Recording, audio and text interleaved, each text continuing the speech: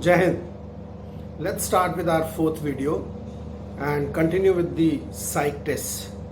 The second psych test in the series is your WAT test, that is word association test. You get 60 words there and each word comes on the screen for 15 seconds. And within those 15 seconds, you're supposed to read the word and write your response about it, right? So you can either use the word in the sentence or you can give out the feeling that comes in your mind to express about that word. For example, the word is mother. I can say mother is my best friend, or if you do not want to use the word mother in your sentence, then you can also say truest form of love. Now, you've not used the word in the sentence, but you've given out the feeling that comes in your mind after reading that word. Okay, so there are certain rules that you need to follow in attempting WAT. Remember, it's not an English language test. It is a psychological test. It is your personality assessment test. So I'm not interested in how good English language sentences you make. I'm interested that some aspect of your personality should come out of what you're writing. Okay, so we'll see it as we go along. There are certain rules that you need to follow, and these are: you should not use always and never in the words. Always do this, never do this. Always do this, never do this. Or you should not start your word with I, me, my, he, she, it, Ramesh, Suresh. Okay, they should be neutral sentences. Third is, you should avoid the use of idioms and phrases. I say honesty and you say honesty is the best policy. That you need to avoid, right? That doesn't give me anything about you. It's that rata-rata thing that is coming out. Then you're not supposed to use statements of fact. For example, I say rose and you say rose is red. Yes, big deal. Rose is red, but it doesn't give me anything about you. Or I say democracy and you come out with democracy. India is a democratic country. Yes, it is a democratic country and that's a fact.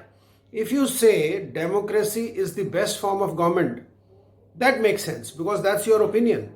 You were free to say dictatorship is the best form, but you chose that democracy is the best form of government. So that you can write, right? So your sentences need to be neutral sentences.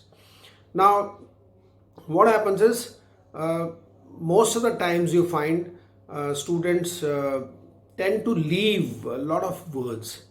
Now, if you leave, say, 10 to 15 words out of 60, now there can be two reasons why you've left these words. One is that you did not understand the meaning of the word, right? And second is that some crap came in your mind which you did not want to write. So both the reasons are not correct. You should try and attempt all the WATs. And if you cannot find a suitable sentence which complies with all the rules that I have mentioned, it's better to write a statement of facts than leaving a blank. But try and avoid writing statement of facts. Understood? There's a difference.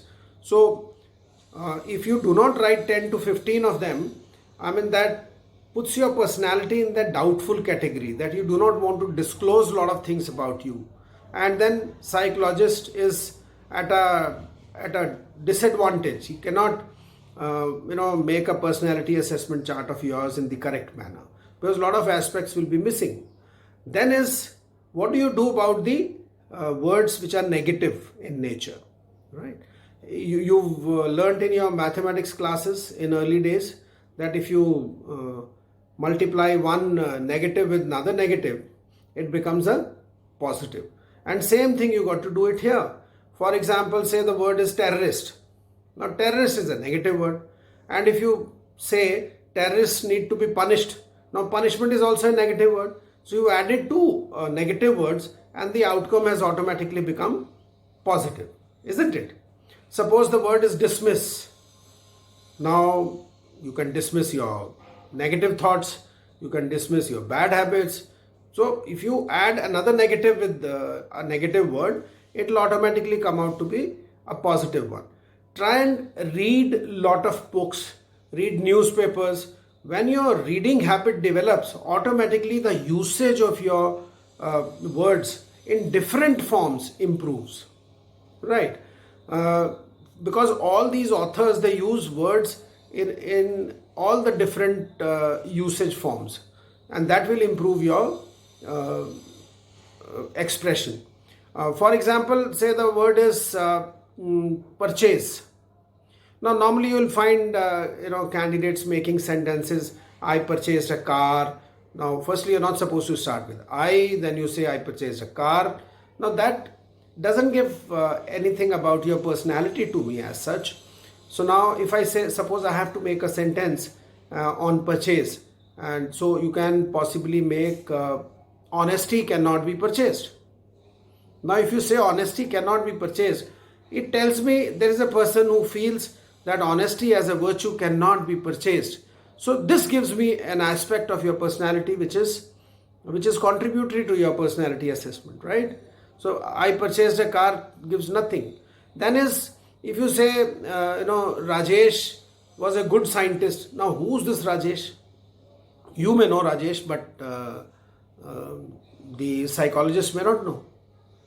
So unless you are using Mahatma Gandhi or Subhash Chandra Bose or Bhagat Singh, then yes, possibly he can, psychologist can relate. But otherwise, avoid using these words, because moment you use a word, you make sentence in a personalized manner, and that becomes an irrelevant sentence. So don't do that. And lastly, write your words in a legible manner. Your sentences in a legible manner, because if you will give headache to the psychologist, if he or she has to put in a lot of effort or get headache while reading what you've written, then I'm sure indirectly you're going to get that headache and not the psychologist.